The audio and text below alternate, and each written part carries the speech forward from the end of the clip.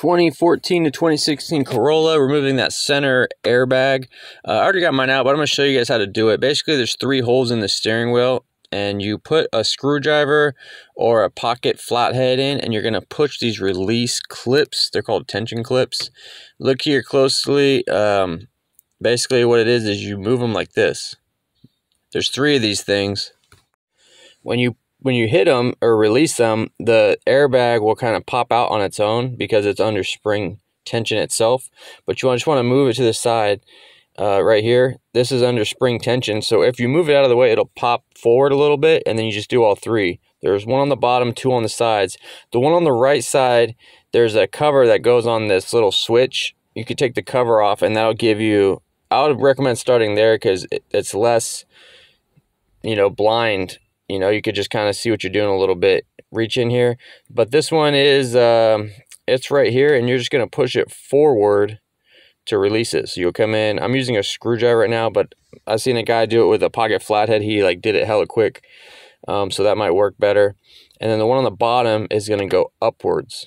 So there's the hole on the bottom. You'd come in and you would push this one just straight up, not sideways like that. See, it got kind of knocked on the top there. It's not supposed to stay up, but each one you do, it'll just kind of pop the airbag forward a little bit, and you do it each at a time, being careful not to knock it back into the clips. Obviously have your battery disconnected while you're doing this.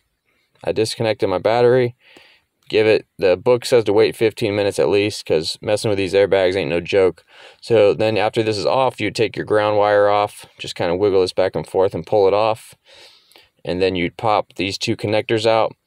The center orangey yellow pieces come up first, and you don't need much to pull these up. You just gently kind of put something in there to pop them up.